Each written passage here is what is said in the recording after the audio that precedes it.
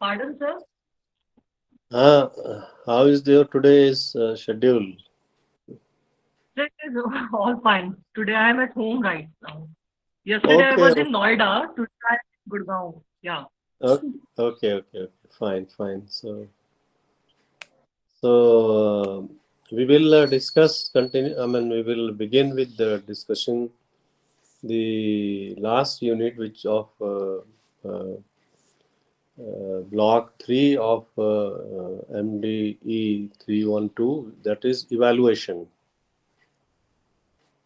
So, because yesterday we couldn't finish this particular portion, and because this is very important in open and distance education, that there should be evaluation of learning. So, you know that there are various methods, there are various techniques of evaluating a learner. Yesterday we discussed the learning, designing instructional design processes. Previous to that, we discussed the learning and instruction, and then we also discussed the characteristics of distance learner and distance learning and so forth. So today we will discuss a very important topic. Of course, that will be block 4, and that will deal with the instructional design for various situations, which will be classroom, which will be training, then ODL, and for media, and then for content or media. So we will just begin with the taking a little view on what is evaluation. So if, evaluation is basically a situation where we measure, we assess, you know, we take into account the various achievements, and then we induce tests, examinations in different kinds of measurement tools. So when all these are there, these have been used, and we have collected data, we have synthesized all the performances of the learner, then it has been interpreted. So finally, when we make some observation, when we make some kind of judgment that yes, this learner has achieved a particular stage or level or grade or marks, and then he or she is declared pass or non completed the course. So we have completed the course or non completed the course. So that is the evaluation.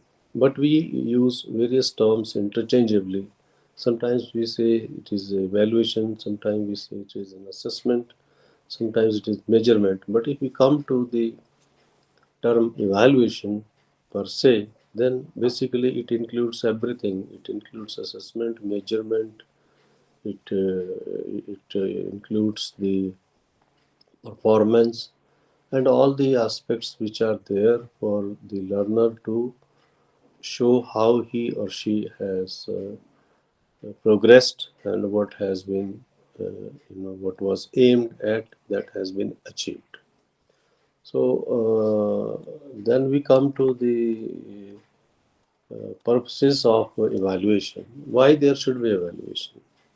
Evaluation is basically a comment, a view, or a sort of report on the overall performance of the learner, which has been assessed, which has been measured by inducing various tools such as oral examination, uh, performances in presentation, through term and paper, through terminal examinations, and whatever mechanism is adopted to measure the performance. But the important thing is that why assessment is carried out. What is the real purpose? So I think implicitly I have already said that this is the evaluation is the stage when the learner has been assessed, measured, and whatever he she has done, his performance has been reviewed. So, but let us come to few very crispy points why there is evaluation. Evaluation is basically, a diagnosis of learners' strength and weaknesses. So it reveals what are the areas where the assessment, where the learner has progressed satisfactorily or there's a very good progress, and it also highlights those areas where learner has not performed up to the mark or satisfactorily. Secondly, it is the evaluation is a stage. Say, for example, if it is a bachelor's degree program, say for example your MADE. So MADE is based or spaced over 2 years. So after 1 year, if you undertake the terminal examinations, that is TEE, then your performance will be evaluated and a kind of response will be there as to what progress you have made. So it is also to monitor. Firstly, it is to diagnose the learner's strengths and weaknesses. Secondly, it is to monitor the learner's progress. Third one, because every learning process has to be, sort of credited. It should end or entail in some kind of in some kind of achievement. So what that achievement could be in terms of grade, in terms of marks, in terms of pass, in terms of very good, successful, like that. So it is also there to provide to give the grade to the learner. Grade, I mean, whatever mechanism you are applying, whether it is numerical, whether it is a letter grade, or whether it is a completion of the course, and in that term it is successful or non-successful. At the same time, it also reflects the effectiveness of the teaching mechanism which has been adopted, which is in practice in a particular institution. Say, for example, ODL, we then make assessment and then we,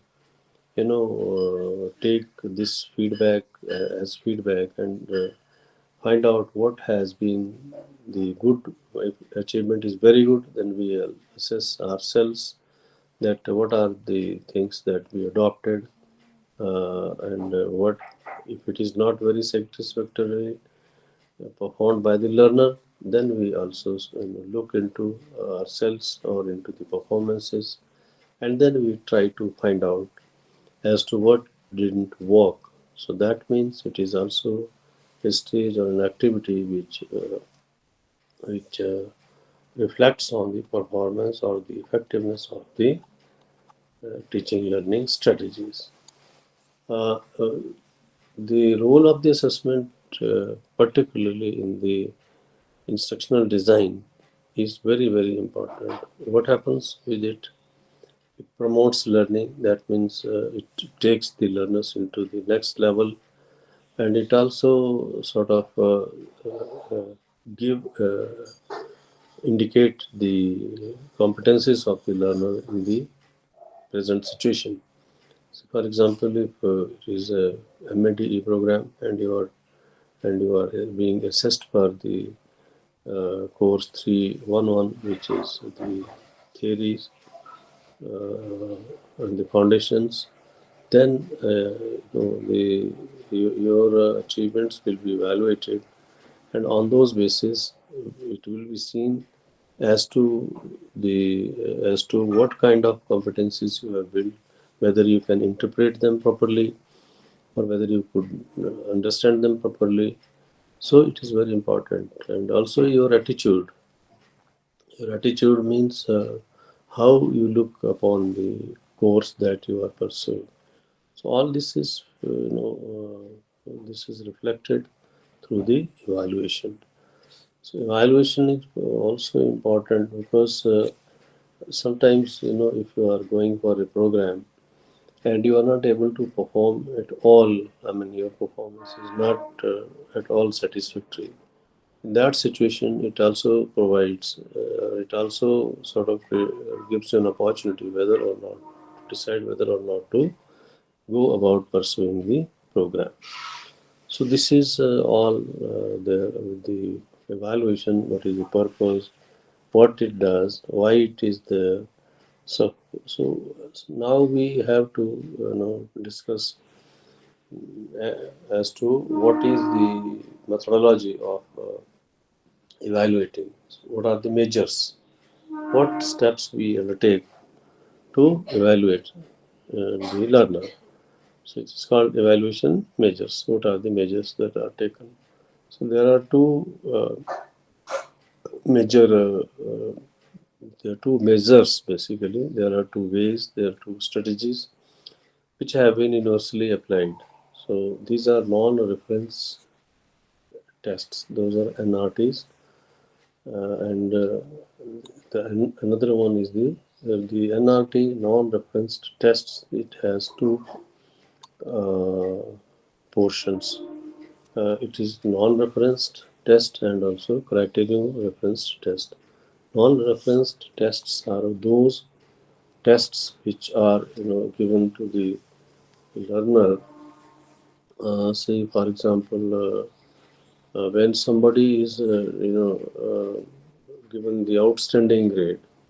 What is the outstanding grade? That is A. So if you are given A, in some course, uh, then the score which is given, then it reflects upon the learner as to uh, what kind of position he or she stands in the society. So there is no criteria. Means it is not 60%, it is not 80%, it is not 90%. But one has been given the excellent or outstanding score.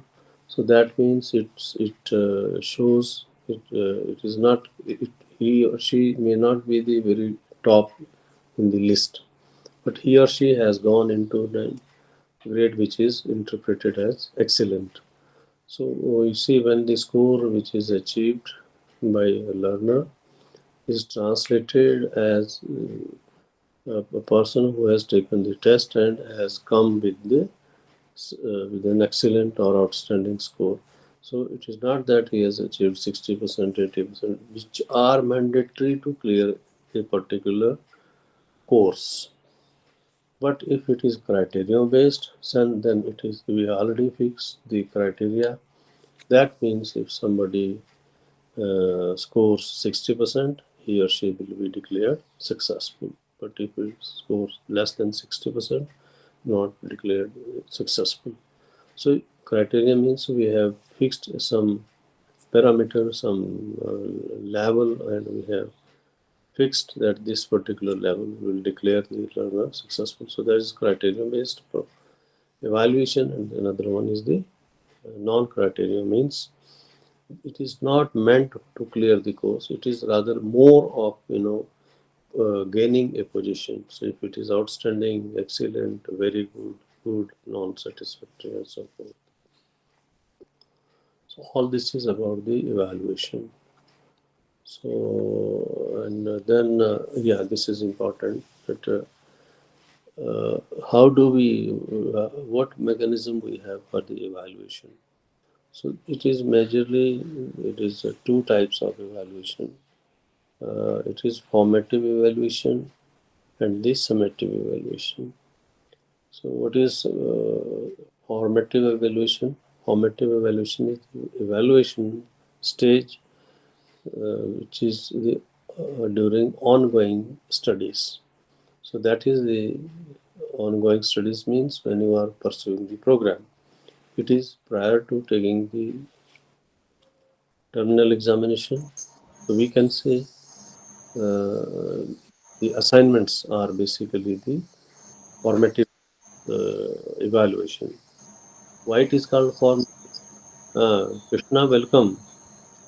Yes, sir. Good morning. So why it is called formative? Krishna, we are talking about evaluation Okay, sir.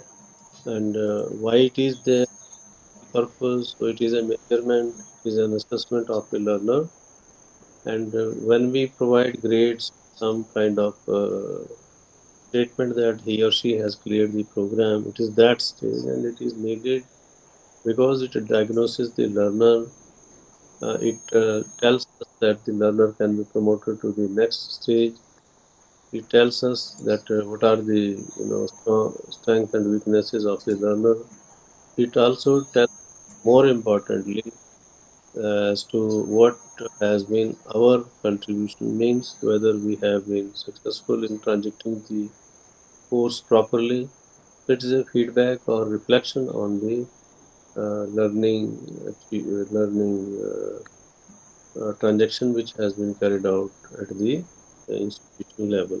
So it is a very important activity because learner has to be sort of declared that yes, you are now fit for going to the higher or the next stage. So right now I was at the point that types of evaluation. So normally we talk about two types of evaluation. One is formative evaluation. The second one is the summative evaluation. So I have already told you that formative evaluation is when you are under formation.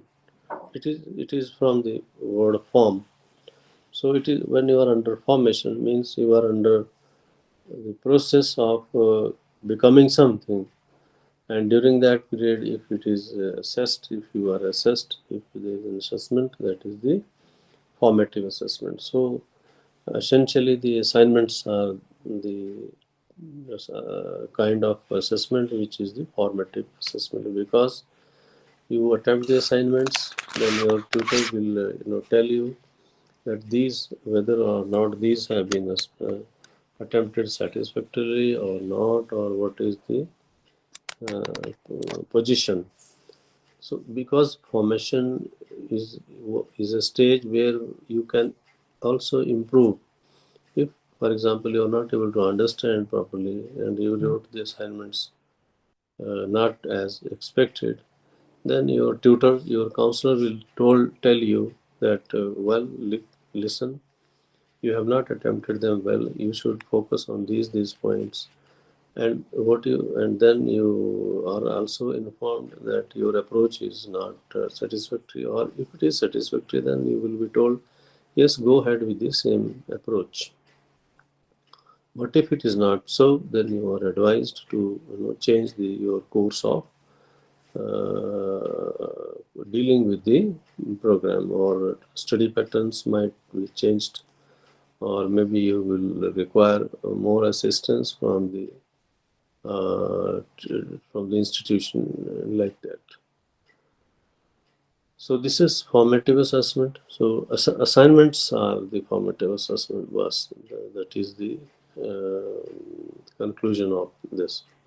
Second is the summative assessment. Summative assessment is when you summarize, when you actually it is basically at the end of the program, when we assess the learner for one's uh, you know co- or one's complete performance, which he or she has provided or given at the end of the term. So in IGNOU, the term and examinations, which is TEE, are the summative assessment. So there are two types of assessment. One is formative, one is summative. Well, in at the teaching stage, there can be number of other types of assessment: self-assessment, teacher tutor assessment. So these are the sort of assessments which are on ongoing stage. So we earlier used to have the CMA, computer marked assignments. Now of course we have tutor marked assignments. So previously there used to be a questionnaire, and you were supposed to attempt and mark the columns appropriately, and it would be evaluated by computer, and then it will be communicated to the learner. So that way, if we speak broadly, we have the formative assignment, which is under formation when you are in the teaching process, in the learning process. and that formative assignment is primarily to modify to your performance or to allow you to continue, and you are informed that yes, you are doing well, go ahead with the same approach. So that is there. So we will discuss one model, Kirkpatrick model of evaluation, which is discussed here. And this model is basically to ascertain the effectiveness of the uh, institutional arrangements in a way, let me say this thing, or we can also say to test the instructional or the training program that is offered by the institution. So what it does, it has 4 5 different levels. Level 1 is reaction. So that reaction is that when you talk to the student, how he or she, means learner reacts. So if the learner reacts positively, that means the institution has made proper efforts and the learning has been effective. But if it so then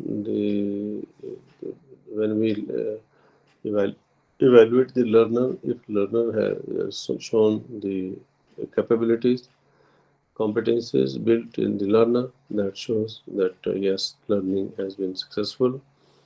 If there is a change in the behavior of the learner, that might be uh, that might be reflected due to the pursuit of the course. So that also means that yes, the behavioral change is there, and the learning or the instruction or the training has been effective.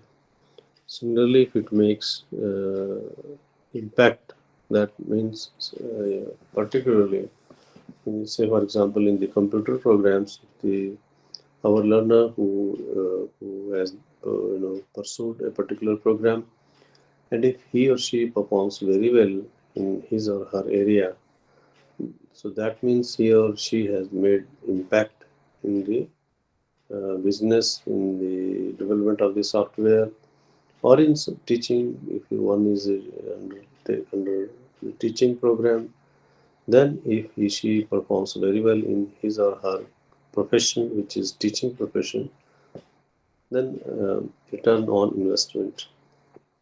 This is basically to improve the quality and production of the program. So that means we have to see that the learners, what type of learners behavior is, what changes in the learners attitudes are there, and how the learner reacts to learning. So all these are important points which are there in the Kirkpatrick model of evaluation. So we will, I think, Krishna and Aarti, we will conclude a discussion about the evaluation here, and we will go to the next block. So the next block is block 4, and this block 4 is one which I feel is very important. Important in the sense that it deals with the instructional design practices. So instructional design practices, what are the various practices which are there in the instructional design? So where we practice the instructional design, we do it in the classroom, we do it in the training, we do it for the open and distance learner, that is in ODE, and we plan or we develop instructional design for multimedia, and we design the instructional, we plan the instructional design for the e-learning. So the first case study is from the classroom. So if we look at the classroom, what is the classroom? Classroom is a situation where the learners come to the learning place and the teacher takes the central role. Institution is the preferred as far as the arrangements are concerned.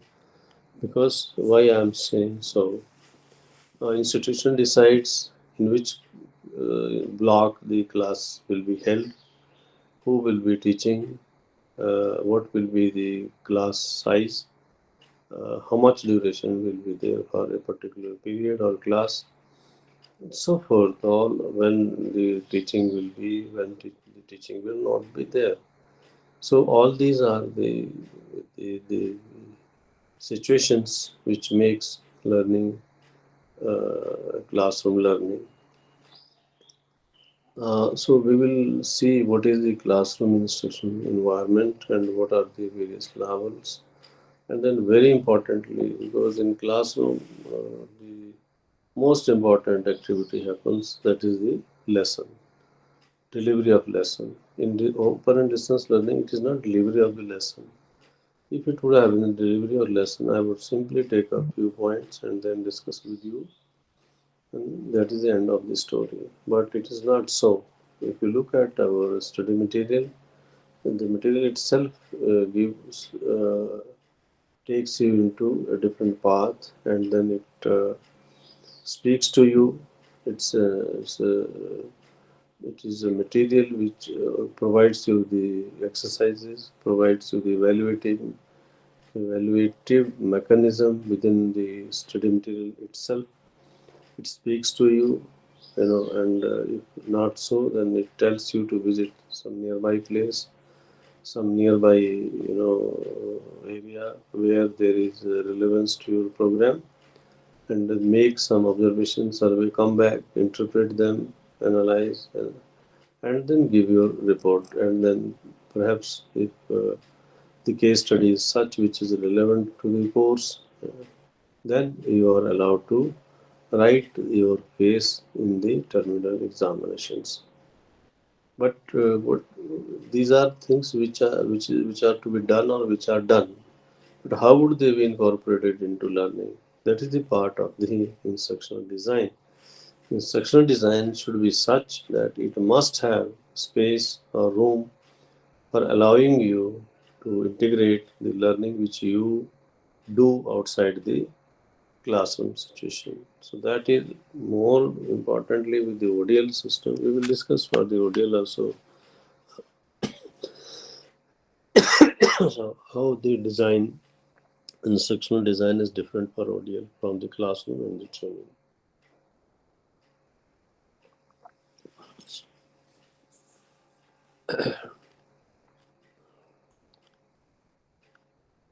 So we all know that what is the classroom situation? How do you define the classroom situation? I have given a small clue. It said it's a learning transaction transacted in the four walls of class. Which is, what is classroom? Classroom is an area within the four walls of an academic institution. So what happens?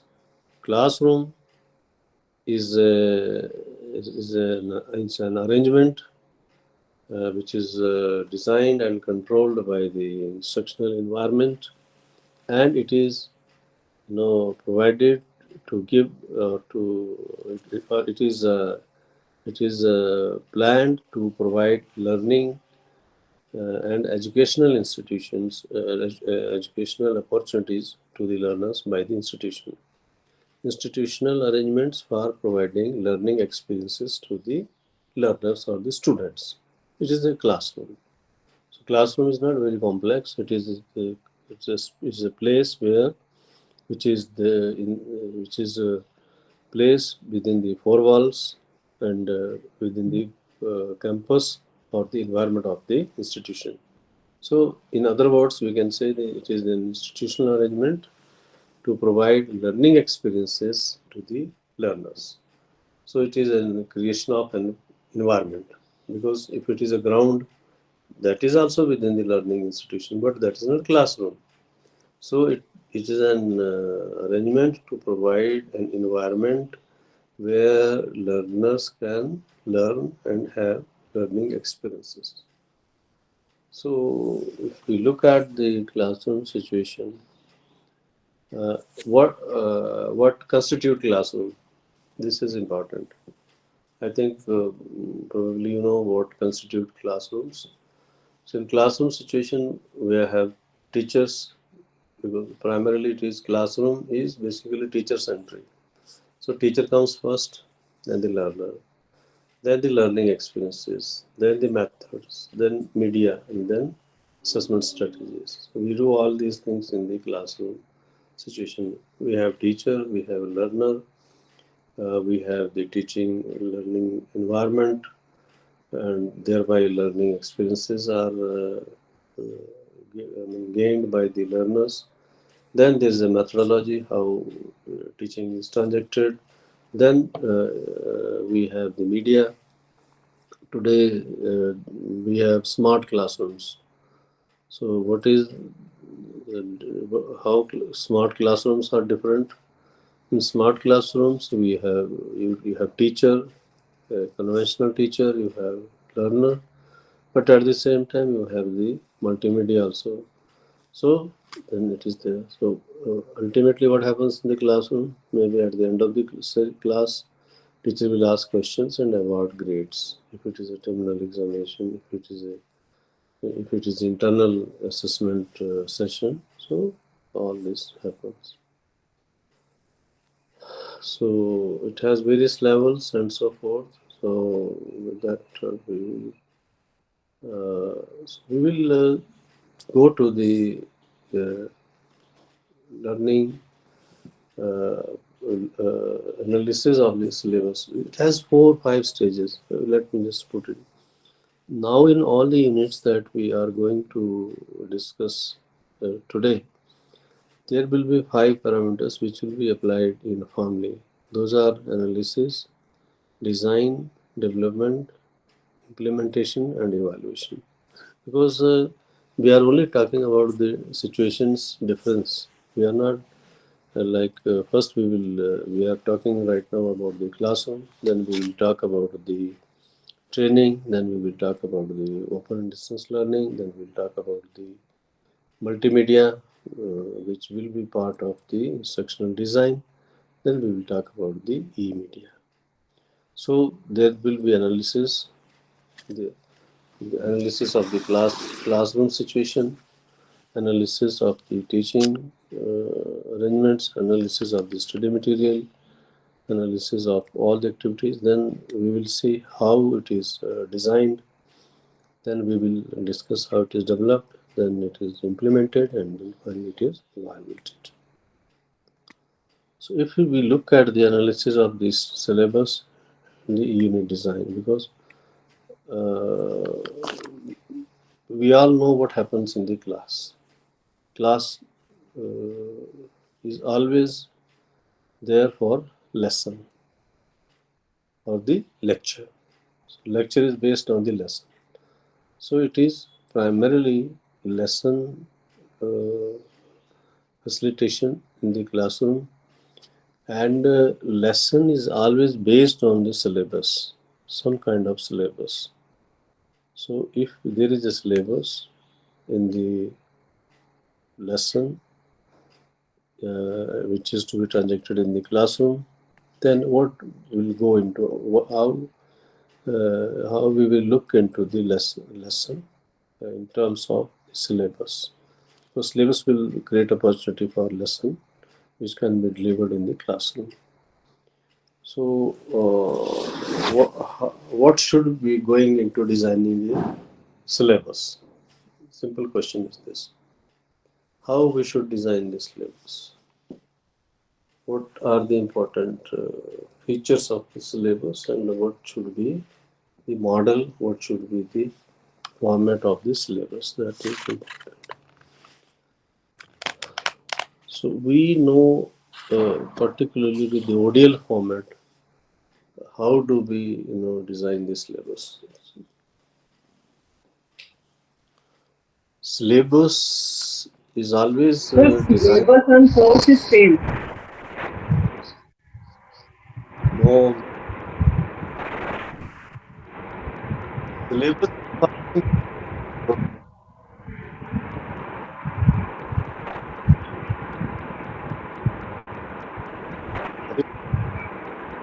You're not audible. I'm not audible. There's lot Network uh, issue is there. there is a lot of sound that is coming from your microphone.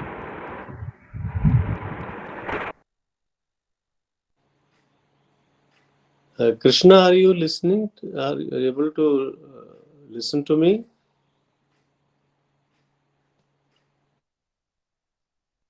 Krishna, can you listen to me?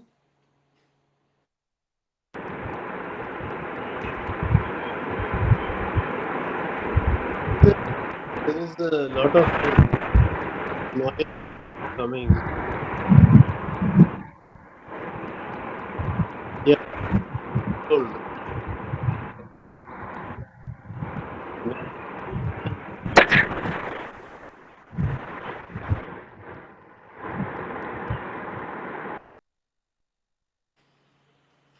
Anyway, we are talking about the syllabus. The syllabus is for the entire program, or perhaps if it is a small course, it can also be for the course. But if we talk about the uh, transactional activity in the class where the lesson has to be delivered, then we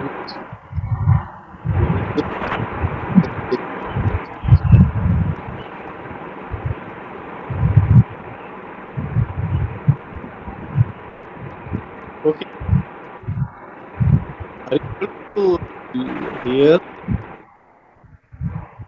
or my voice is not very clear?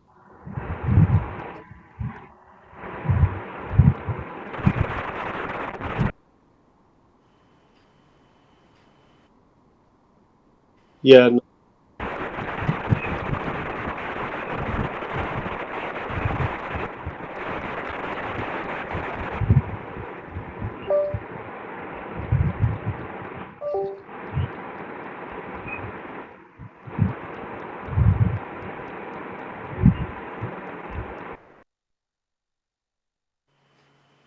Are you able to listen to me?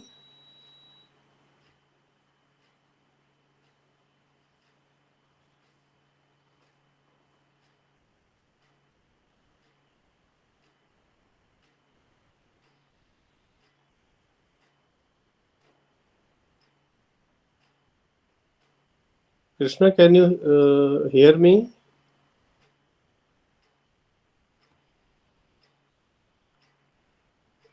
R.C. Chandigarh, will you respond whether I am audible? Okay, R.C. Chandigarh. I think there is some issue with Aarti's. Uh, I think it is. Is it audible now, Aarti?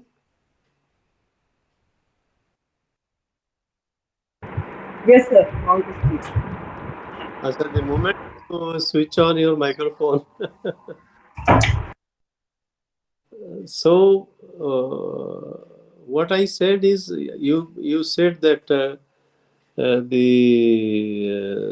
syllabus is for course. So it can be for course, it can be for whole program, it can also be for one unit, it can also be for one lecture, right? So because it has to be planned in ODL format, if you look at, then we begin with the unit, then we come to Because the because the एक language में बोला जाता है ना in which course you are enrolled for तो वो course और यहाँ पे course and no. Syllabus mention Arti, this is very interestingly you put your question innately, but it is very pertinent. You are asked common people that course you are enrolled. या So that ODL is not correct. Here, so, in which program you are enrolled? In this program The way we have program, then we have program is like is one program. PG is one program, BDP is another program, MEG, Right. Master in English, is one program. If you look at MEG, it will have 2 years duration, and there might be 10 courses or 12 courses, different courses. If it is MEG, you have different courses, right? So you do not get enrolled into course. Technically speaking, common layman will always know what course you are in. I, so from that you are right that the, the designing this here is for course. But let us use the term correctly. We are talking about designing the planning the instructional design for all the things. For first for the program, complete program, then for different courses which are part of the program, then for different blocks which are part of a particular course, then for a particular unit which is part of a particular block. So if we talk about the unit point of view, because in essentially in a lesson, if we talk about lesson, then we have to essentially talk about unitized approach. Unitized approach is an approach where we look at the structure of the unit. So if we look at the structure of the unit, that means we look at the complete content which is to be transacted in one particular unit, or you can say in one class. In a class, if we are discussing about the ancient history of India, but the ancient history of India can be one course. History of India may be one program. Ancient history of India can be one course. Within that, there can be one block, which is the which is the early history.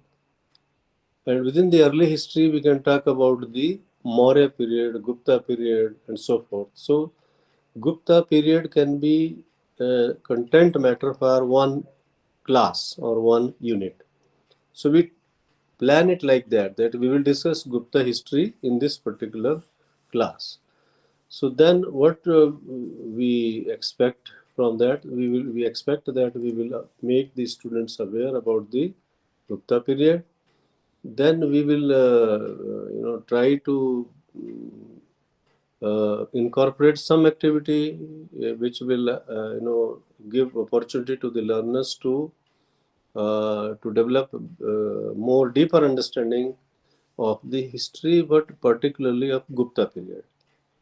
Because history we will be talking about in a number of lessons, but in one particular lesson we talk about the specific content from a exhaustive area, which will be either course area or maybe the program area.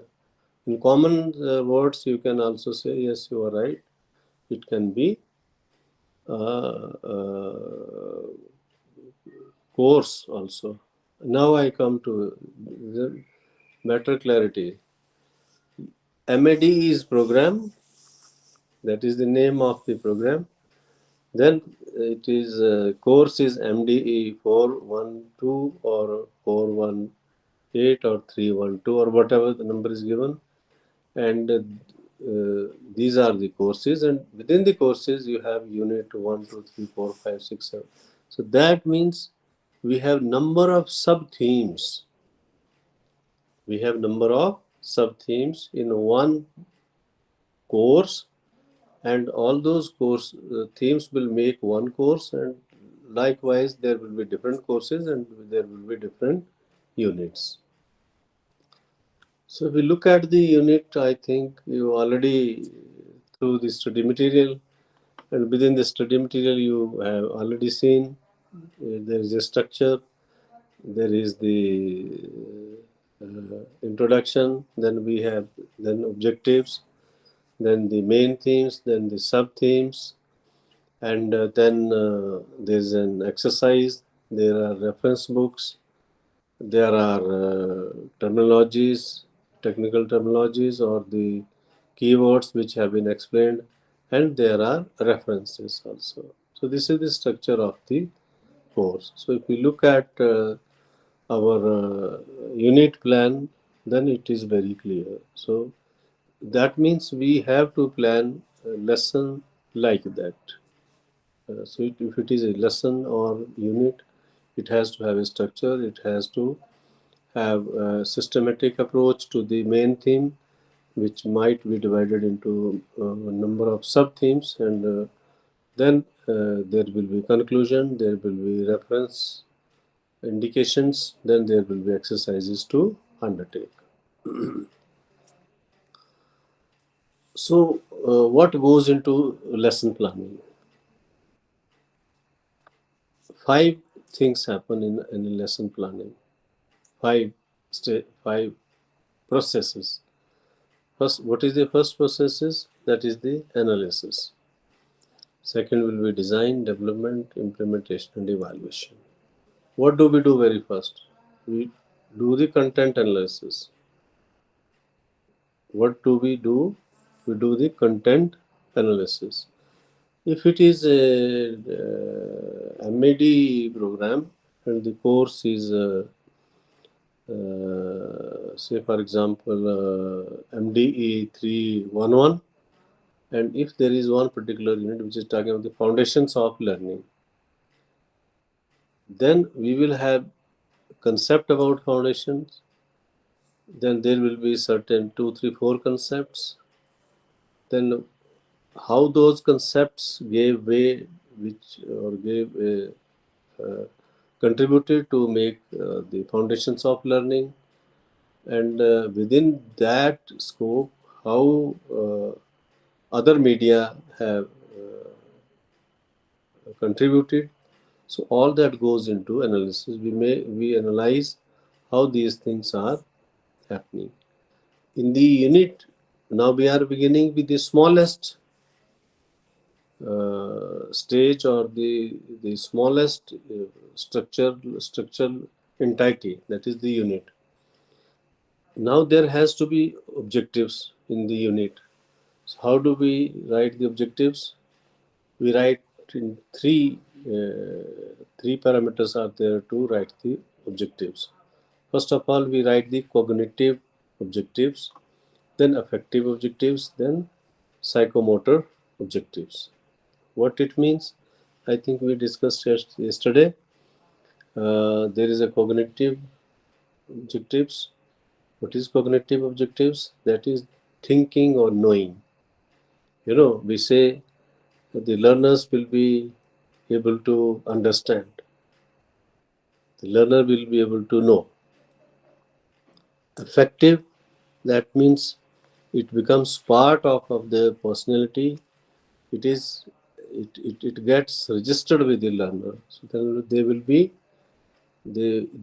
able to uh, explain. Then psychomotor, that means there has to be a response. So what is the response? The response is doing the things. That would say the learners will be able to describe. So to know, to feel, to do. To know is the cognitive style of doing the or formulating the instructional objectives.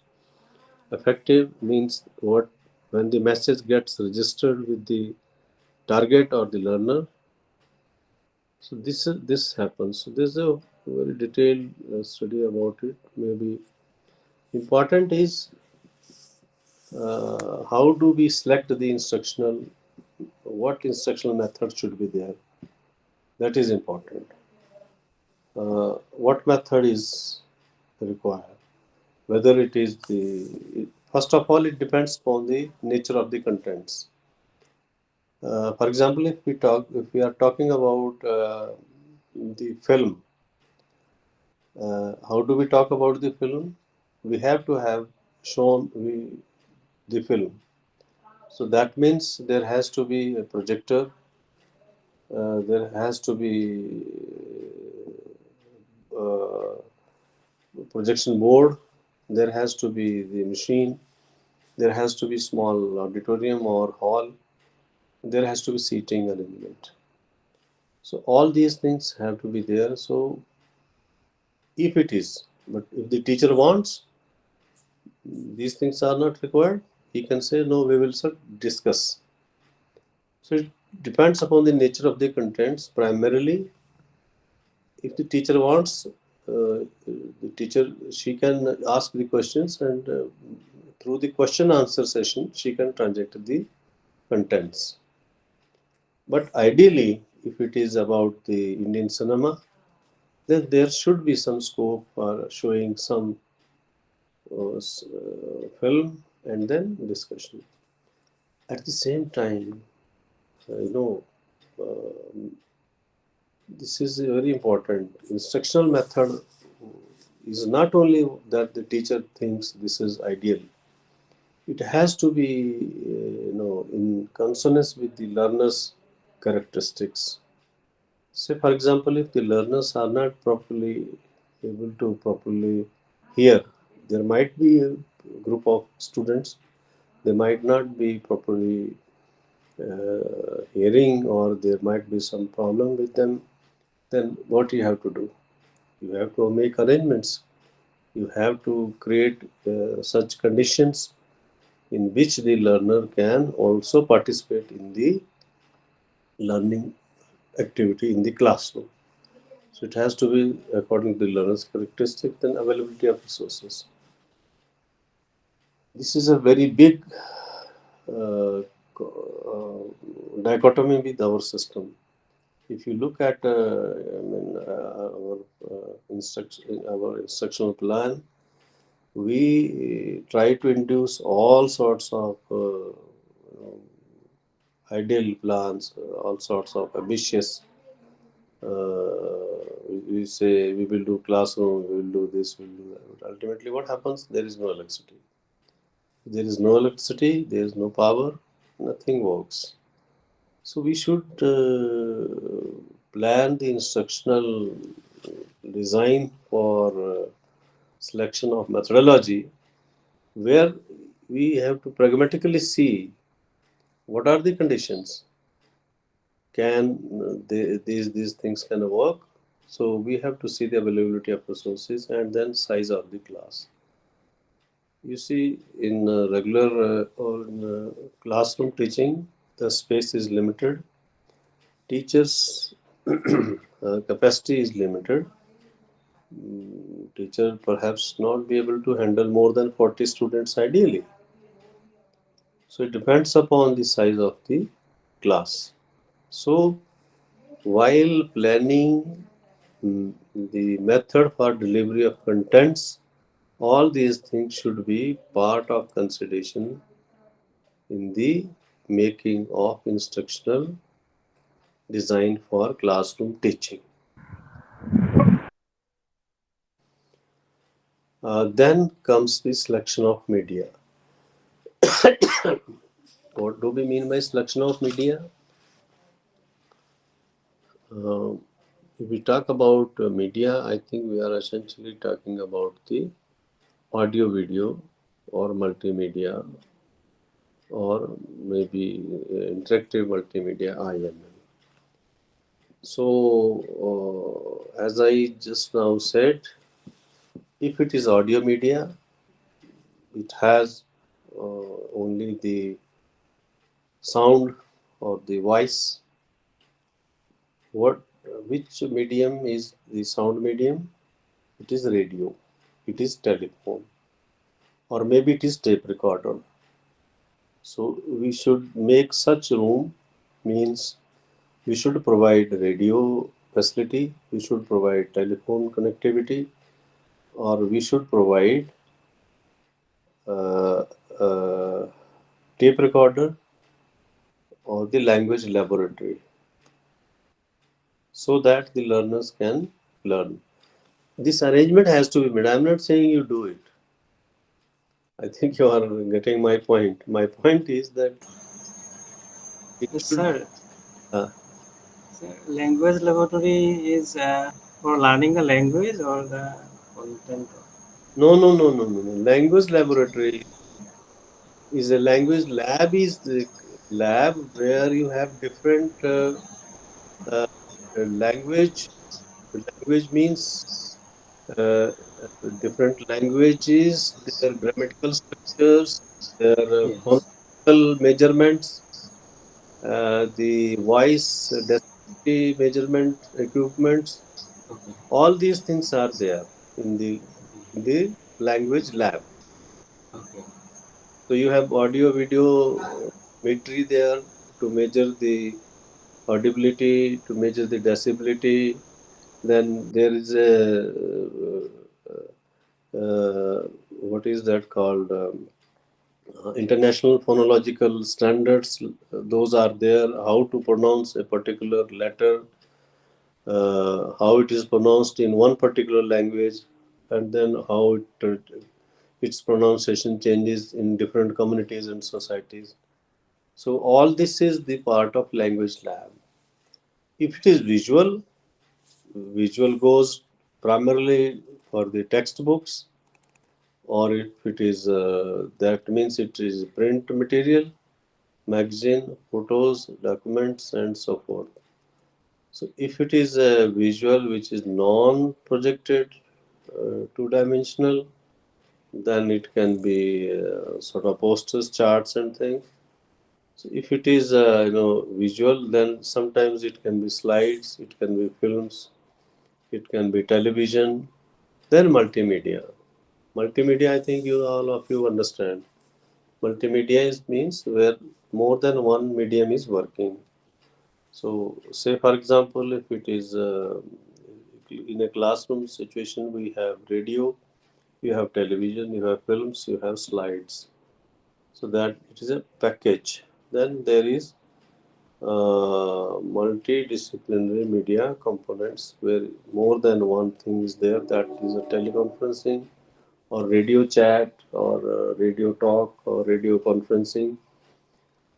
This also includes various new digital innovations where we have the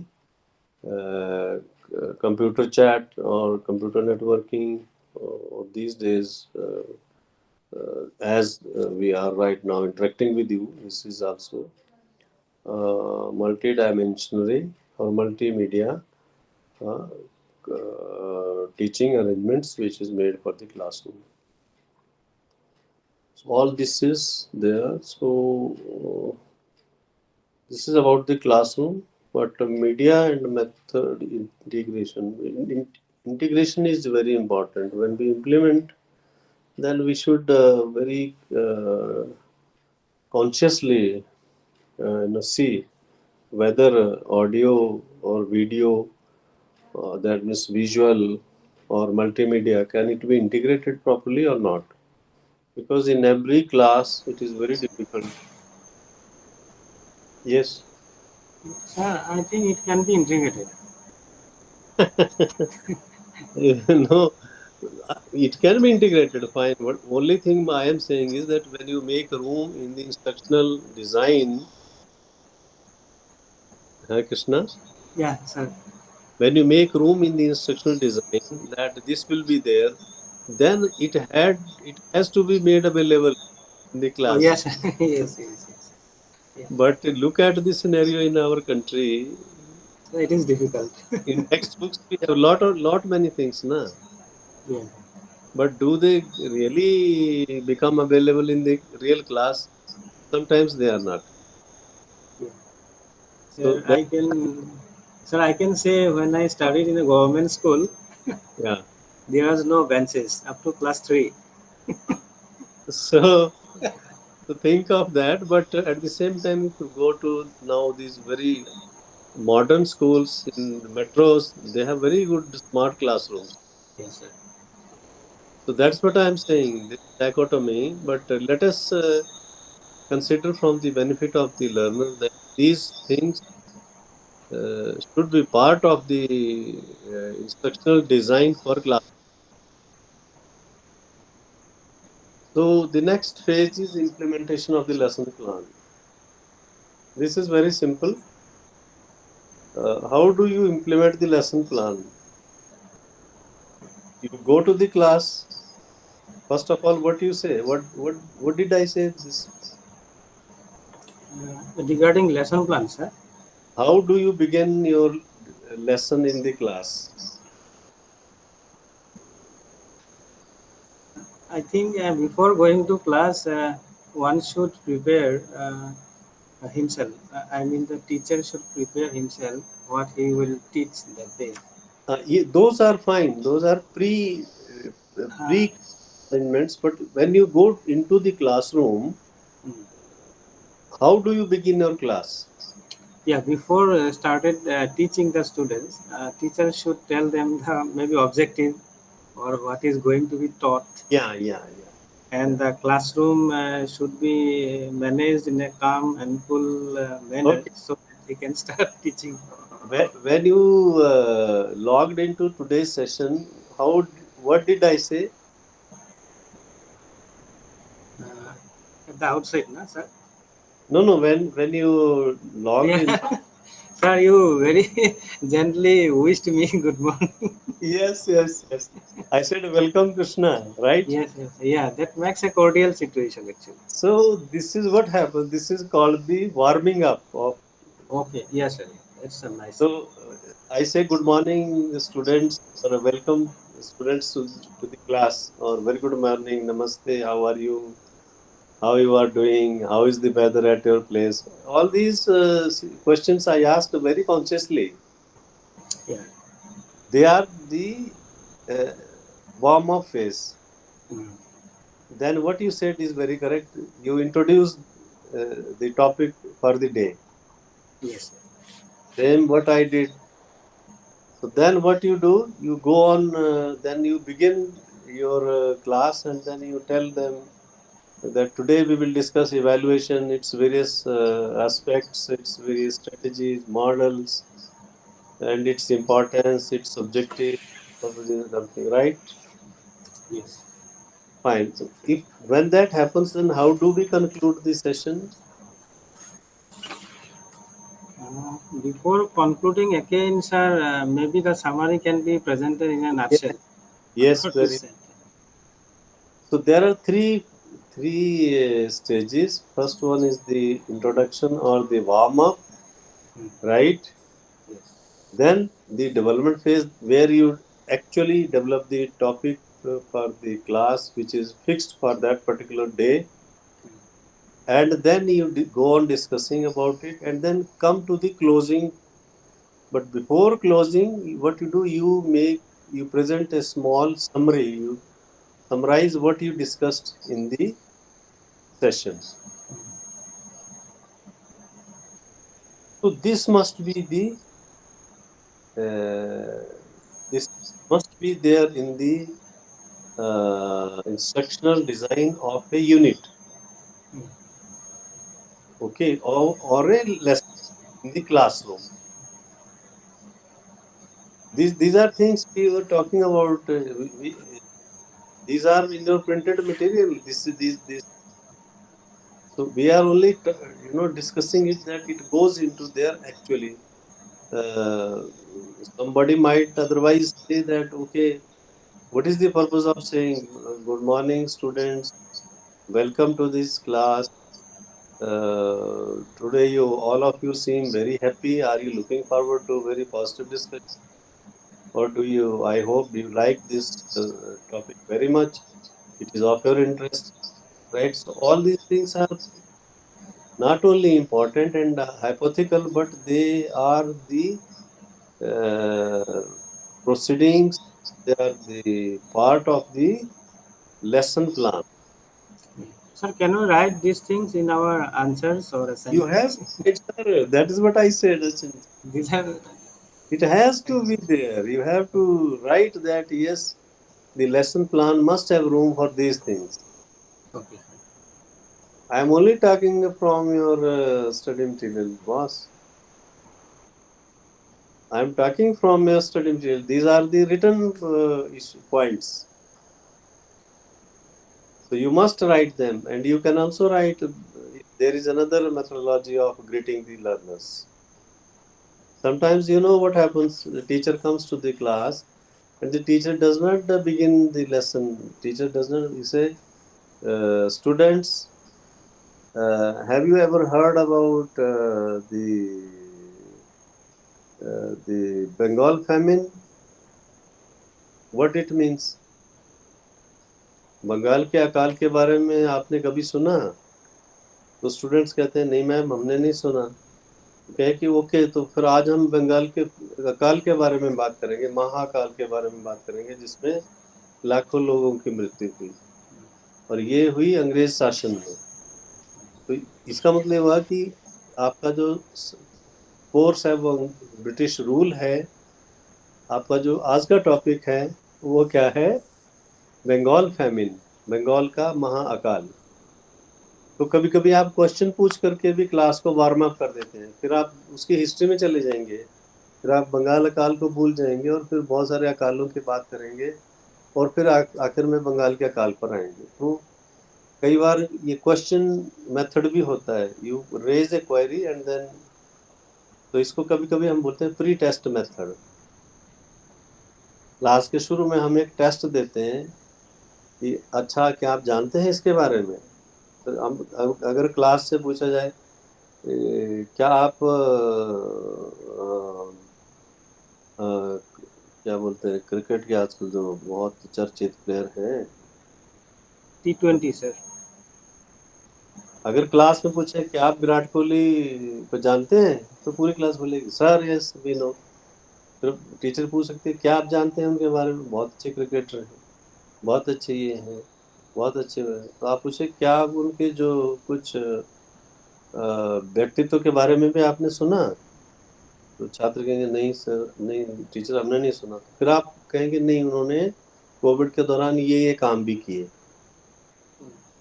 तो basically you want to teach the other aspects than the game of a particular personality.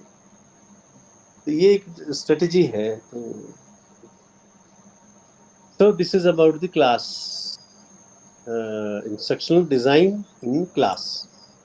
अब हम आएंगे instructional design in training. ठीक है? तो training क्या है? Training बताएंगे आप? ट्रेनिंग के बारे में कुछ है आपका आइडिया? ट्रेनिंग क्या चीज है?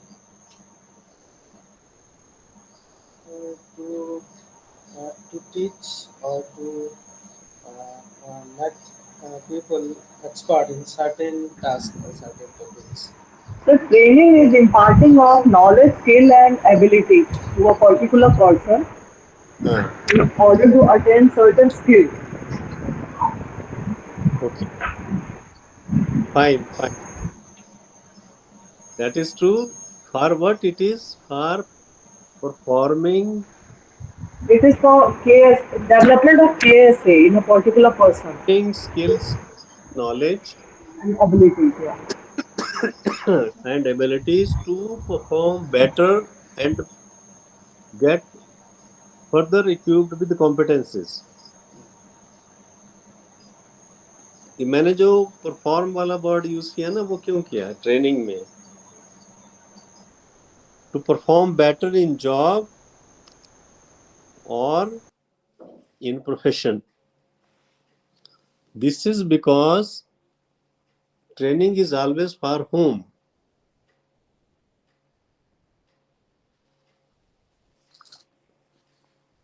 Harti and Krishna. Yes, sir. Training is for all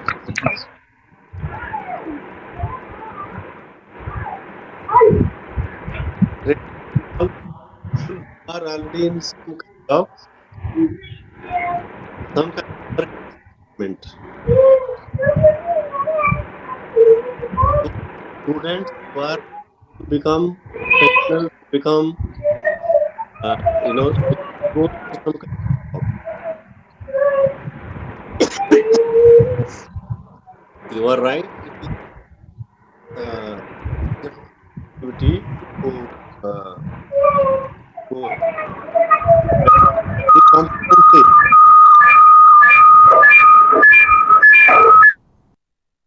To help develop the competencies to perform better in job or in profession, right? This is the training. So, if you look at the training, it is basically uh, for context. You have the analysis of the training program, because training is to help an individual or a group to perform better by equipping him or her with certain abilities, certain skills, and certain type of knowledge. So that means one has to perform in the job or in the profession. Here also we will apply all the 4 5 parameters. That is the what is that? We analyze. What do we analyze? We analyze the context where one is plan the training. Uh, we will plan the lesson for training. We have to do the context analysis. Context analysis is the place of work where he or she is working. Uh, the second one is the job analysis. Where one is working, what one is doing. If, say, for example, I am teacher, you are teacher. So our training, our lesson for training should be of academic nature. Right? It should be of academic nature. It cannot be skilling me with the computer, because I am not computer teacher. I am not a computer professional. So first of all, there has to be instructional design which deals with the academics, and then it will be appropriate for a teacher to provide him or her a training to become further proficient, further better performer in the job or in the profession. Then it has also to be analyzed job is. Whether my job is primary teacher's job, secondary teacher's job, higher education teacher's job, or what. So this is important. We are always talking about integration, about talking about the integration of prior learning. For me, a training program, a lesson in the training program, or the design of a training program for a higher education teacher must have the higher level of concepts, higher levels of higher levels of knowledge. It will certainly be different from the company manager. So we have to analyze my job, my context, and also my task. What do I do? If it is a loco pilot, and who am I referring to? Loco pilot. Loco pilot is the who drives the railway, the engine. Then it has to be task uh, consonant with the loco pilot. Then you must tell him the safety procedures, speed procedures, mechanical issues are there, but that will not be appropriate for someone who is in the teaching profession, who is in the management. You need not to tell all those things to him. So there are various types of analysis which have to be made before you decide the instructional design for training. It will be different from class. It will be specific, context specific, job specific, task specific. Then there are gap analysis. What is gap analysis? This is interesting.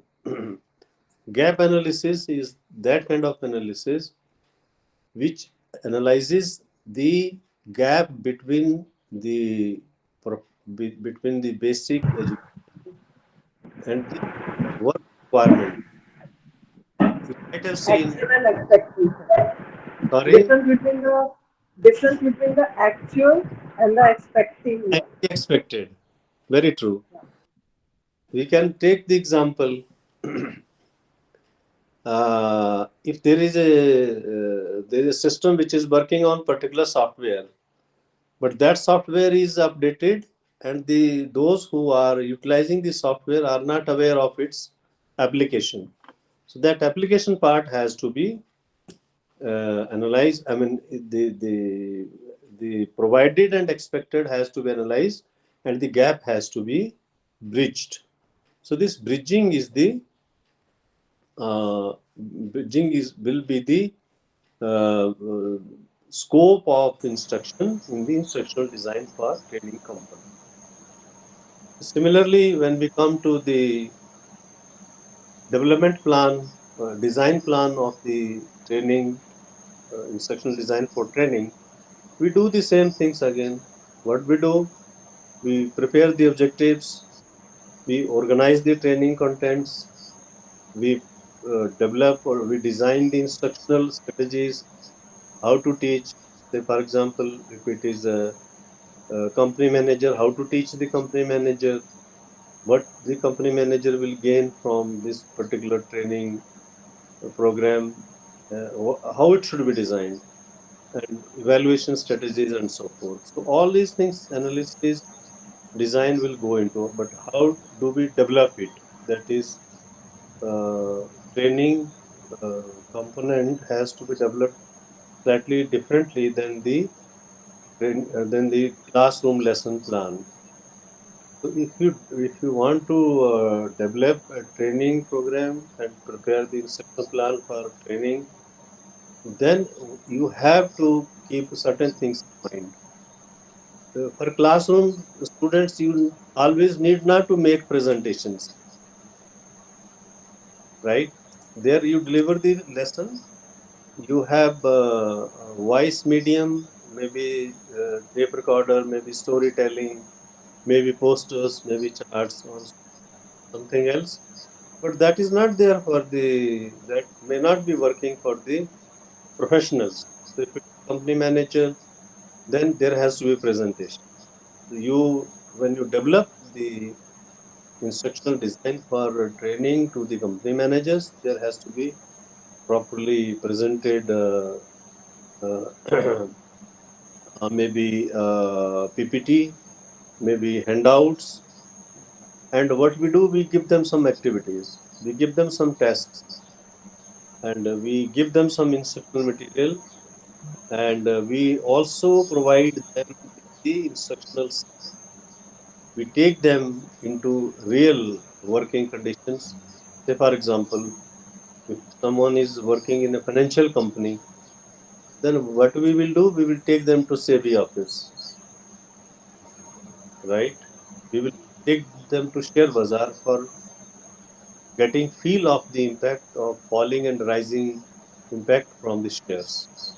If we are talking about the financial stability department, or we can take them to, maybe if it is a technical program, workshop.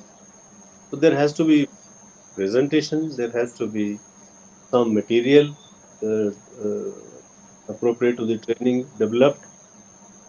Then there has to be a visit, uh, and so forth. All these things makes the training effective and effective.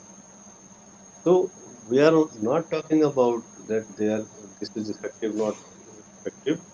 We are talking that this must be the scope for the training component when we design the instructional, when we prepare the instructional design, when we plan the instructional design for training. Now, how do you implement it? It is very simple. It is a very first point of uh, implementing the training program is the administrative coordination. You have to write to the different people, their offices, and then you have to coordinate that. You have to fix up the venue, you have to fix up the equipment which are required. Then if it is a centralized training program, then there might be people coming from other stations. You have to have the accommodation, then you have to take care of their travel, you have to communicate with them, you have to make arrangements for their boarding and lodging, then you have to provide some kind of entertainment to them. All these things are the implementation plan of the training. So when we plan instructional design for training, we must also be aware that when it will be implemented, what arrangements have to be made there. So all these things, then we also provide them some guidelines and things. And the training is not evaluated formatively or because we discussed about the value. It is not formative or evaluative evaluation, but we do it. We apply this also. How do we apply? For example, if it is 3 days training program, on second day we give them some tests that, or we ask them to give feedback. So if the feedback is given and we assess the feedback, if it is satisfactory, fine. If it is not satisfactory, we further arrange some where all those points are raised. Then those are uh, sorted out. And sometimes we also give them some material. Perhaps you are aware that certain training programs also engage in providing these certifications, which are important for the uh, promotion or furthering of the career. So we also provide them some certificates, some diploma, some certification. So before that, we take small exam, maybe small survey. We give them one questionnaire, then they write the answers, and on those basis we evaluate them and give them some certification. So, but this certificate is different from degree or diploma. Their formative evaluation is different because what happens? Most of our training programs are of 3 to 5 days duration. Within 3 to 5 days duration, we cannot provide them too long contents, and we cannot give them a very long time for formative process.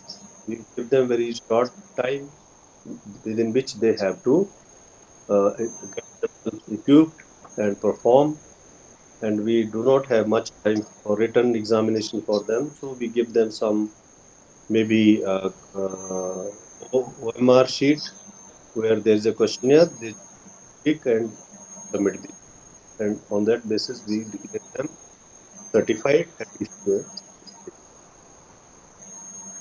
So these points are there for the training program, how training program is conducted, what should be going into the planning or the instructional design of a training program. So now comes the area with which you are associated, and this is designed in distance education. Uh, I think we need not to discuss much about it because you are already into distance education. You are already the student of that program which deals with the. You are not the student of any graduate degree program or post program, but you are the student. You are the learner of the postgraduate degree program, distance education. That is MADE. So you already know how your units are planned, but still we will go through it and we will discuss. Uh, I think we have been talking about the manner of the distance education. can you tell us what are the characteristics of the learner? Krishna, can you define or can you Yeah, sir, I could not get you. Characteristics of learners or what you asking? characteristics of learner of the distance education? Okay, okay, sir. So some learners are actually employed in certain sectors, and Fine, along with their jobs, they want to pursue the degree fine. and That is one. continue their study. They Yeah, are employed. some learners are like a regular student, but they don't attend the classroom physically. Okay, So, that is but also that is yeah, one. staying at their home, they want to pursue. They want to learn. Some other The students are there. financial constraint, Uh, financial constraint. Financial constraints, very true. yes, financial constraint is there, and resource constraint you can say, sir, like IT Yeah, gadgets. and then Place, distance. age is there. Yes, very right. Age is there, sir. I use the word free clients. Okay, that's a greater coverage. Clients, very first day. That means they do not want to study within the constraints of the four walls. That means they don't want to go to classroom. Yes, They want to study from media of their own choice, and then you see they want to study in an environment which is learner centric, right? They don't want to learn in a system which is teacher centric. So what I'm trying to say is that the learners of the distance education program, open distance education, learners are more demanding.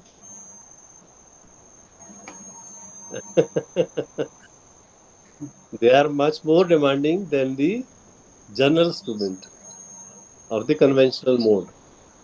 In terms that So like example could be एक Khans academy is there जिसमें बहुत ही nominal charges लेके one Khan sir is there he used to teach मतलब बहुत ही deprived students को भी he used to teach and वो बहुत ही rural background के students भी they used to learn from him तो वो if भी going to some institute, sorry अगर उनको रेगुलर एजुकेशन बहुत ही नॉमिनल पैसे पे मिल रही है, ये आप कह रहे हैं ना?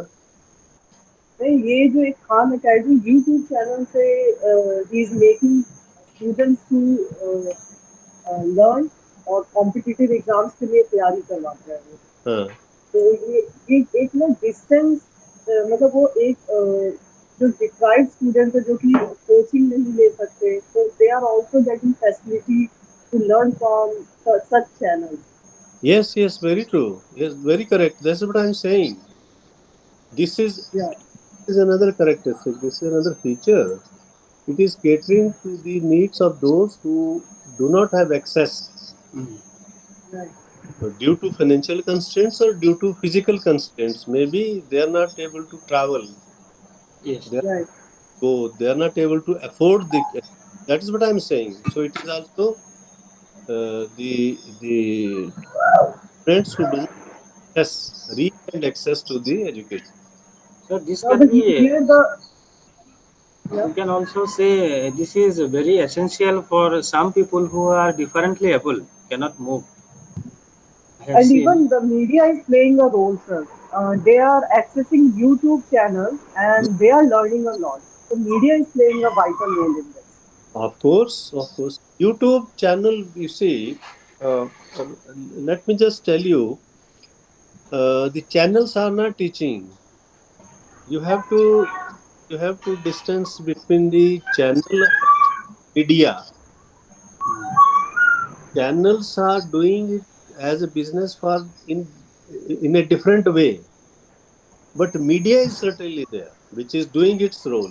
Media is Yeah, media is media, right?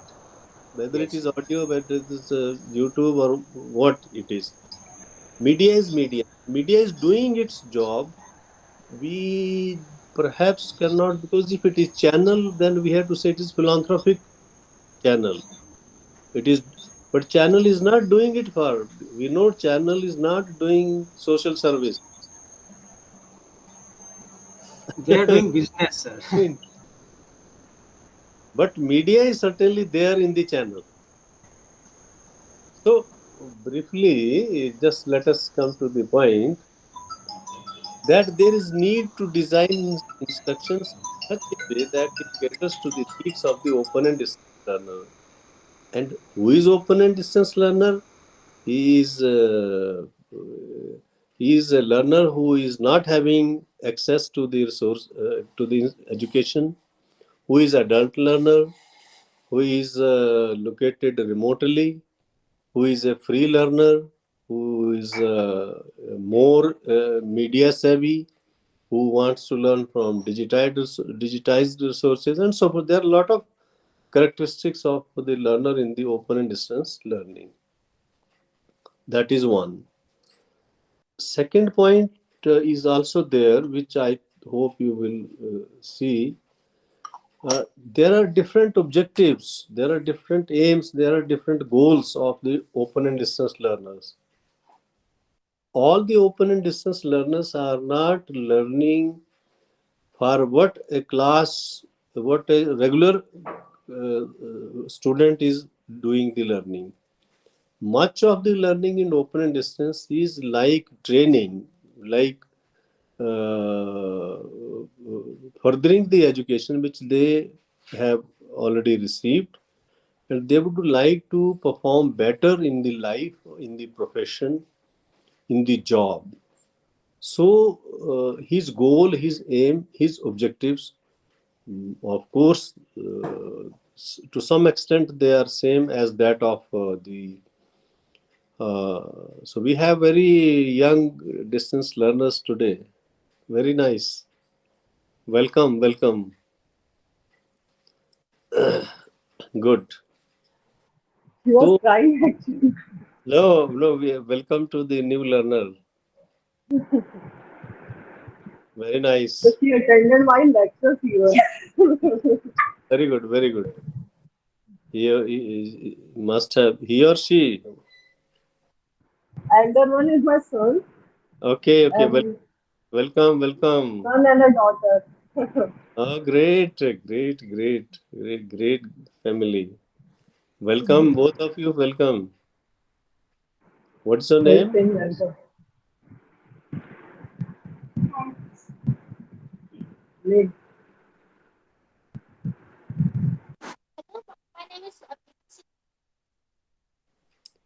I didn't get it.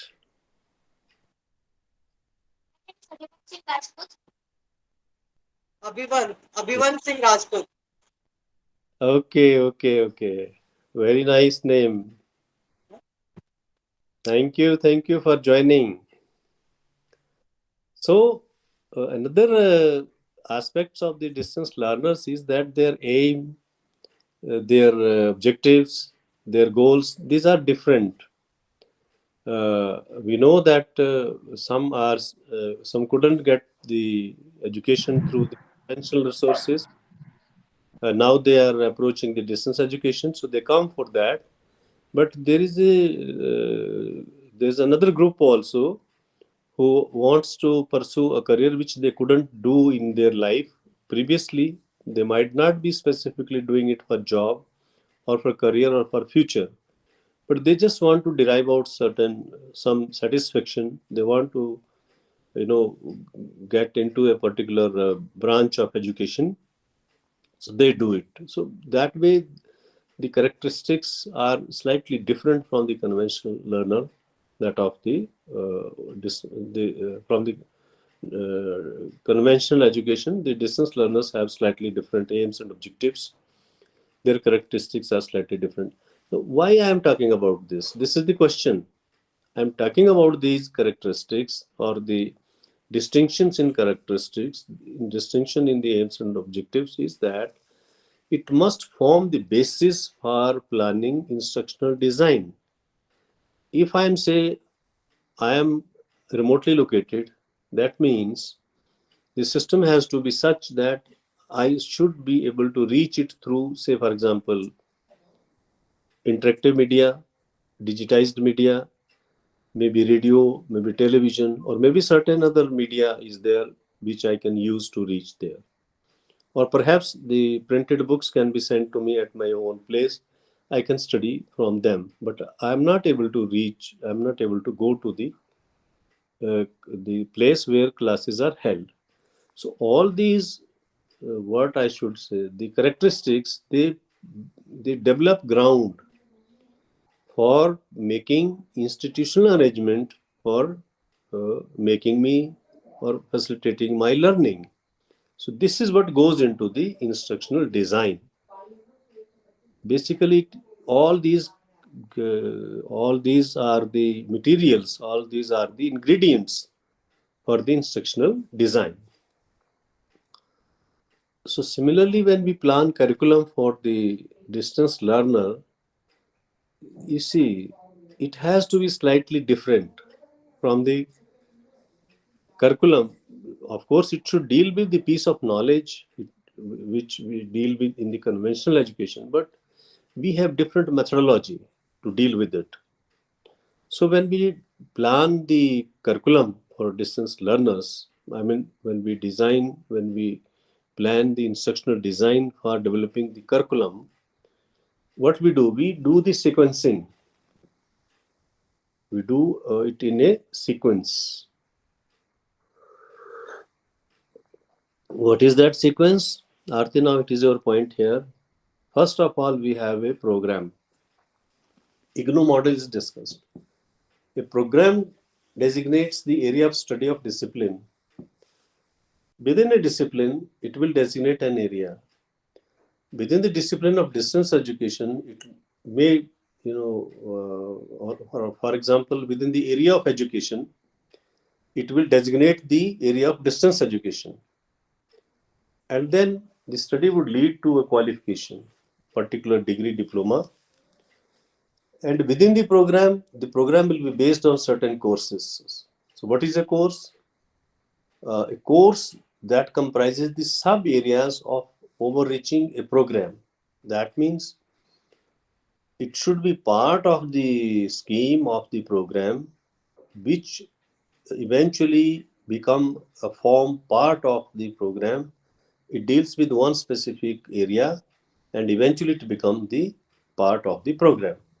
So we have, as I mentioned to you, if it is a program, MADE program, it is a program in the area of education.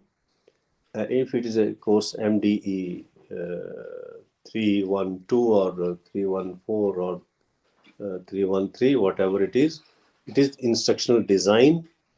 Then within the instructional design, we have different courses, we have processes, we have models, and so forth. So each block will have a certain number of units, and a unit is a self-contained component. Course is not self-contained. A course will have certain units. A program is not self-contained. It will have certain courses. But a unit is independent entity. It is the smallest entity and it is self-contained component. What do we mean by self-contained? Means, do you understand what is self-contained? Self-contained means it is a, yeah. Yeah, Krishna? Yes. Yes, sir. It can be studied independent of other topics. Exactly, exactly. That means it will deal with the concept, with the topic independently, and it will be dealt there in totality. Yes. So, as you mentioned, it can be studied in Independent of other topics. in independent of other or in isolation also. Yes. So this is the scheme. Then we sequence the curriculum to develop a course. How to develop a course? A course must have number of units, whereby all the units will form one area of knowledge as the ultimate outcome. So, Another in distance education, open and distance education, what type of material we develop? The latest nomenclature for it, as per the faculty of the stride, it is called SLM, self-learning material. What is self-learning material? Materials that can be studied by a learner of his or her own capacity, which can be understood. Yes, yes, but it has to be, yeah, it can be, yeah, the, very good point. As you said, it can be understood. So that means in order to it to be understandable by the learner independently, it has to be self-explanatory, right? It, Yes, it sir. Self-explanatory. This is very cannot important. be presented in a complex manner. It has to be self-contained. That means whatever information to understand a particular concept or area, all the information has to be there within one unit, right? Yes, sir. This can be a question. What are the characteristics of self-learning material, SLM? Yeah, these questions can be there. So then it has to be self-directed. What does it mean by self-direction? The material must make, you know, for scope, for interaction and motivation. That means in between, I hope you as you read earlier, as you have already read, as you know these statements are, as you know means it refers that you know. So you have to recall, you know, what you knew at certain point of time, what you know about this particular issue. So it has to be self-directed, means it should keep on motivating the learner to link the previous knowledge. Then it is self-motivating. In between, it says, if you know this thing happens and this can be beneficial in this particular manner, and as you have read, it will be beneficial for you for this particular act, for this particular job. Then you get, okay, if I study this, it is going to benefit me. So there has to be motivation. There has to be stimulants. You know, stimulants. Those can vibrate you. Those can shake you, and then you continue. Then it has to be self-evaluating. This is very important. Self-evaluative means it should have a component of formative assessment. That means within the unit itself, it should be so written or written in such a way that there are statements which should allow you to reflect your understanding of the topic. Just begin, as all of us know that the Gupta period was the golden period of our history because it brought glory in art and culture, aesthetics, and so forth. So uh, uh, you can write few lines about it, something like it. So your gained knowledge must be given opportunity to reflect it. Likewise, there are self-check exercises already there. So those, if you attempt those self-check exercises, it can be reflecting your retention of knowledge. How Sir, did you? Yeah, sir, is it why it is called formative assessment? I don't know formative. it is form. Oh, acha. I discussed formative, right?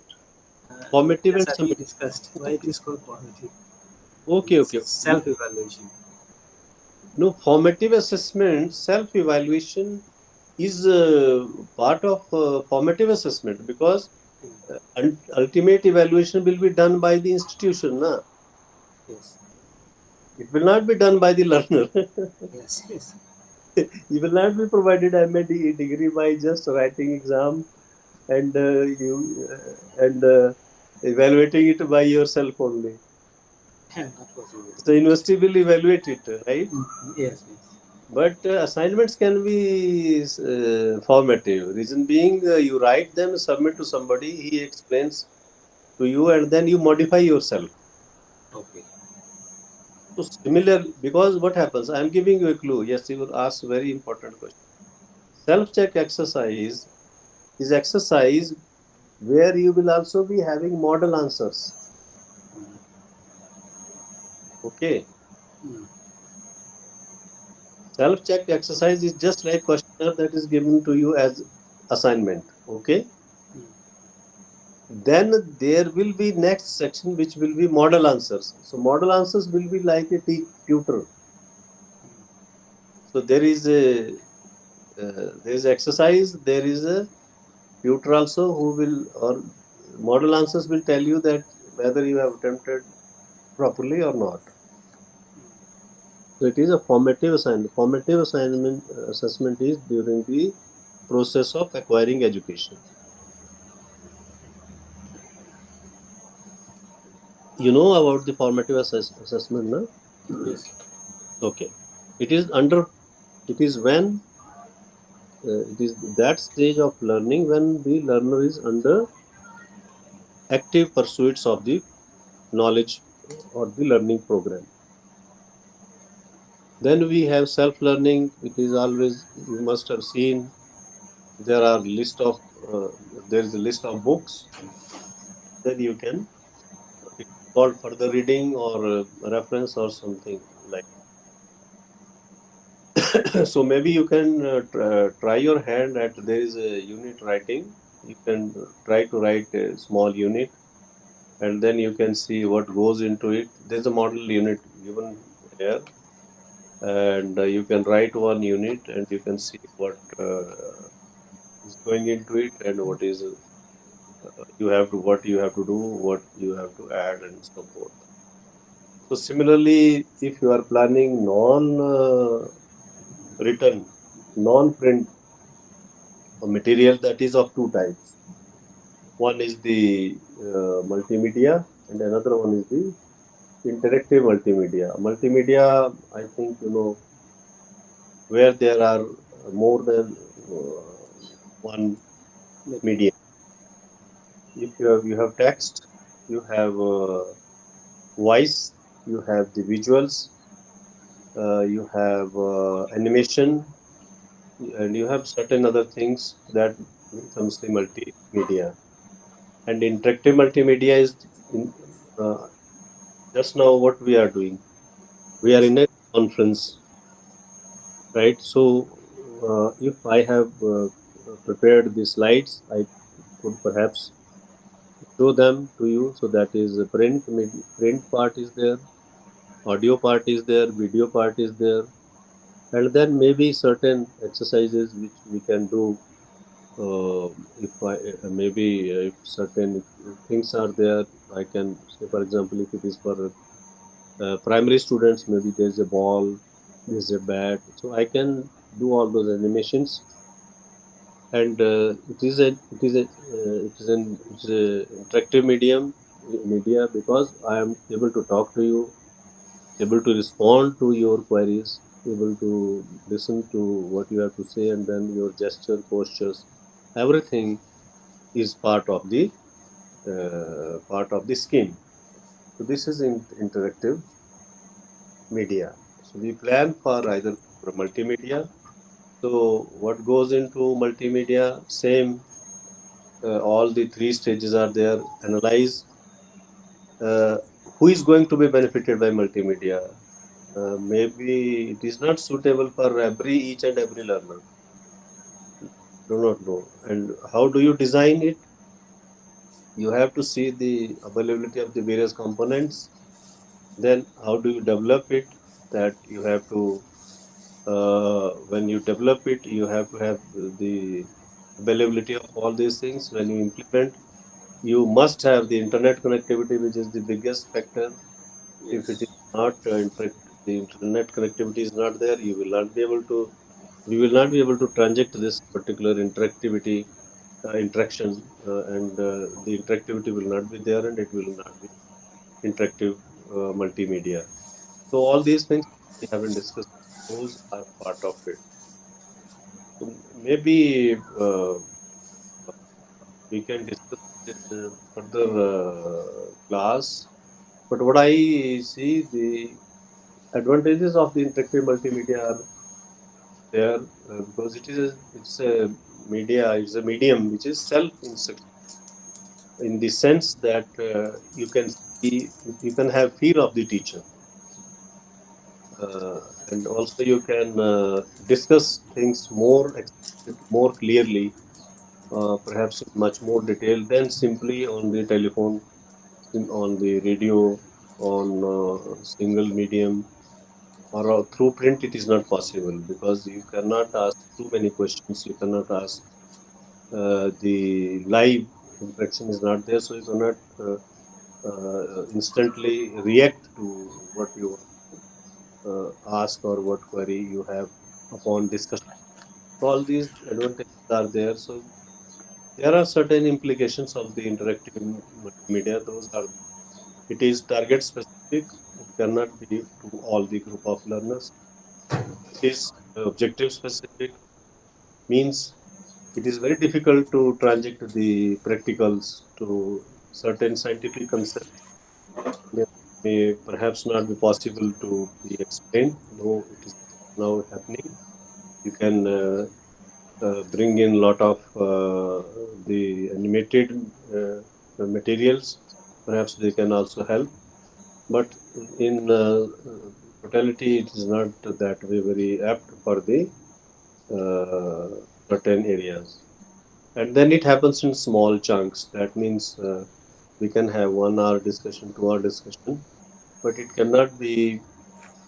So it is being, particularly in your case, this has been given an exclusive status that the whole program will be transacted through this particular interactive multimedia. But uh, it is found that perhaps it has to be in small chunks. Some part can be transacted this way, some part portion can be transacted through face-to-face interaction. But since it is not possible, it is being done this particular way.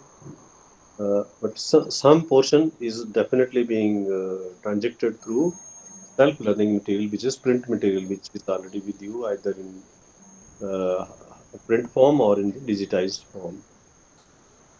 So there are a lot of things there. So I would now say that the again, if you look at the analysis part of the multimedia or the interactive multimedia, then it is very clear that we have to first of all see who is the audience and why do they want to use this particular medium. Uh, is it in their budget? I think, Krishna, you will also agree with me because you raised the question that financial issue is there. Yes, sir. Yeah. This is always there. Not all the learners will be able to afford. Yeah, they have to be able to afford. There has to be, and then it has to be, the constraints for the using this particular media. Actually, you see, if you look at pragmatically on this whole issue, we are not talking about whether these things are there or these. What we are talking is that there are these are the areas of concern. These are the areas to be considered while planning instructional design for a particular mode of learning, whether it is classroom learning. In classroom learning, you must have concern for the learner's environment, concern for lesson plan, concern for the integration of various other media, concern for the other facilities that are required in the classroom situation. So those concerns, when those concerns are basically taken into consideration and efforts are made to address them in a plan, is not actually happening. We are talking about making a instructional design. So what goes into instructional design is what we are discussing. It is slightly, I'm putting it perhaps in a little complex manner. So let us simply understand it. What we are discussing, all this is the ingredient of instructional design for a particular area or for a particular type of learning. If it is classroom learning, we have different concerns. If it is for training, in training, I think our concerns were entirely different, right? Yeah. We analyzed the context, we analyzed the job, we analyzed the cost, we analyzed the profession, and so forth. So when we come to distance learning, open and distance, we analyzed the characteristics, we analyzed the constraints of the learner, we analyzed the instructional plan, the unit structure, the course structure, the program structure. When we come to the multimedia and interactive multimedia, we have to have analysis of different things. Of course, you will provide or you will impart information and knowledge, but then what is the media? What is the medium? If it is a television, if it is multimedia, then you have to have multimedia. So we have to think whether it is going to be available or not. What will be the implications? Who will be beneficiary? Whether the beneficiary is in a position to afford it. That is what we are talking. So we are taking analysis of those things. Now, if you design, then you have to have a selection of topics which are appropriate to the interactive multimedia. Uh, Perhaps not all the topics are appropriate for transaction through the interactive multimedia or multimedia. So then you have to arrange, you have to think of those issues. So then you have to have the alternate methods. Uh, then you have to develop it. What do you have to develop it? How can you think of all the students being benefited by the interactive multimedia? That means they must have prior training, prior preparation. They should be able to cope up. They should have proper concept map. They should be given an achievement test. We cannot just leave them into lurch that, okay, we are talking on this media and I think you will all be benefiting from it and you will be able to pass your program or successfully complete your program. That doesn't happen. So the ideal instructional design must consider the advantages, the characteristics of the learner who is going to benefit, his or her advantages and disadvantages, his or her suitability to learn from a respective method, and also whether the all the subjects, all the areas of knowledge can be transacted. We have to think of those. All this thinking goes into the planning of instructional design. So that is how uh, maybe just by discussing it in 3 4 days, perhaps will not give you very clear understanding, but I am sure it has planted some seeds of information within you, and Sure, sure, sir, sure. these definitely be they get enriched and come out with full bloom. When you further your studies, you will go through this material.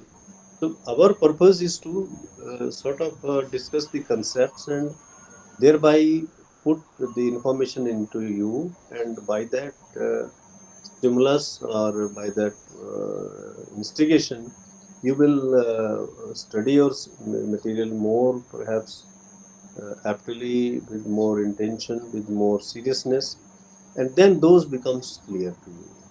So that is what is meant by about this discussion. But nevertheless, we still have a day more for this particular course, MDE 312, and then we will discuss the maybe if it is time tomorrow, we will discuss the assignments for maybe 5 to 10 minutes. If there is an issue, perhaps you have got the assignments booklet downloaded, no? So if you Yes, have, sir. yeah. So please go through it, and if there is some issue which is to be discussed, we will discuss it. Okay. Yes, sir.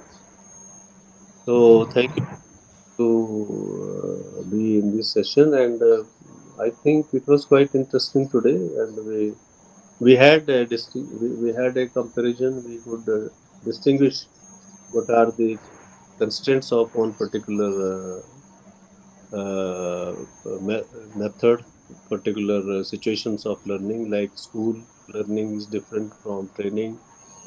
Then the ODL learners are different. They learn in different situations for different purposes. Then the multimedia and interactive multimedia, these are beneficial for both, for distance learners as well as for the classroom and the training programs. Okay. Basically, this is one uh, uh, method of learning. So it can be applied to all the three, depending upon the suitability and objectivity in the learning outcomes. So with this, I wind up this session, and have a good day. Thank you, sir. Thank you very much. Thank you, Tomorrow, sir. and we will do portfolios, Yes, and we will also discuss the assignments for a while, right? Okay, sir. yes, sir. Okay. Good day. Okay, sir. Have a nice Thank day. Thank you. thank you.